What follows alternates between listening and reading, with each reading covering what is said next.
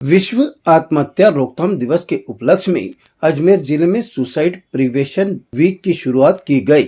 यह अभियान जिला नोडल अधिकारी और प्रोफेसर पार्थ सिंह मीणा के निर्देशन में चलाया जा रहा है। सप्ताह के अंतर्गत 16 सितंबर तक जिले भर में विभिन्न जागरूकता कार्यक्रम आयोजित किए जाएंगे। सोफिया कॉलेज सहित कई स्थानों पर विद्यार्थियों और युवाओं को आत्महत्या रोकथाम के महत्व से अवगत करवाया गया।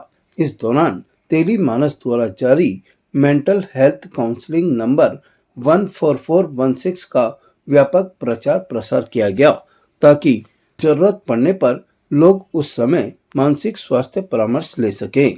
प्रोफेसर मीणा ने बताया कि आत्महत्या करने से पहले व्यक्ति कई संकेत देता है।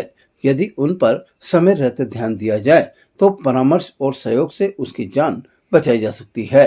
उन्होंने कहा कि भारत में आत्महत्या की घटनाएं चिंताजनक रूप से बढ़ रही है और इसमें युवाओं की संख्या अधिक है। उन्होंने युवाओं में बढ़ते तनाव, अकेलेपन और दबाव जैसे कारणों को जिम्मेदार बताया और अपील करी कि हर व्यक्ति मानसिक स्वास्थ्य के प्रति संवेदनशील रहे। इस सप्ताह के कार्यक्रमों में मुख्य उद्देश्य युवाओं को आत्महत्या जैसे कठोर कदम से बचाना है और उन्हें मानसिक स्वास्थ्य के प्रति जागरूक करना है। विश्व आत्महत्या रोकथाम सप्ताह हम मना रहे हैं आज 10 सितंबर से लेके और अगले 7 दिनों तक 16 सितंबर तक। उस दौरान पूरे अजमेर भर में जितने भी जो शिक्षण संस्थानें हैं, कॉलेज, स्कूल और ख़ास तौर पर कोचिंग संस्थाएं, जहां पर ये बहुत देखने को मिलता है कि विद्यार्थियों के ऊपर बहुत अधिक तनाव होता है और ख़ास तौर पर हमने कोटा जैसे शहरों में देखा है कि बहुत से बच्चे हैं वो तनाव की वजह से कोचिंग संस्थानों में आत्महत्या कर लेते हैं। तो हमने ये सोचा कि जो अजमेर के तमाम कोचिंग संस्थान हैं, ख़ास तौर पर हम उनमें जाकर आत्महत्या रोकथाम के बारे में जो स्टाफ है, टीचिंग स्टाफ है उनको और जो पढ़ने वाले बच्चे हैं, छात्र हैं, उनको भी जागरूक करेंगे। और साथ ये भी बताया जाएगा कि अगर उनके मन में किसी भी प्रकार के अवसाद के लक्षण दिखते हैं या जीवन की निरर्थकता के बारे में कुछ सवाल उत्पन्न होते हैं तो तुरंत वो मनोचिकित्सक की सलाह ले सकते हैं।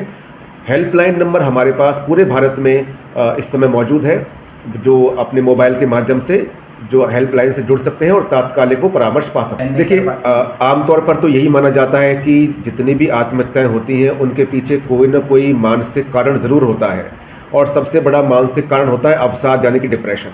अब वो डिप्रेशन के अलग अलग कारण हो सकते हैं, चाहे आपकी बहुत बड़ी आर्थिक हानि हो गई हो या फिर जैसे कि किसान है, उनकी बाढ़ में फसल बह गई है, या फिर अनएम्प्लॉयमेंट, बेरोज़गारी हो सकती है।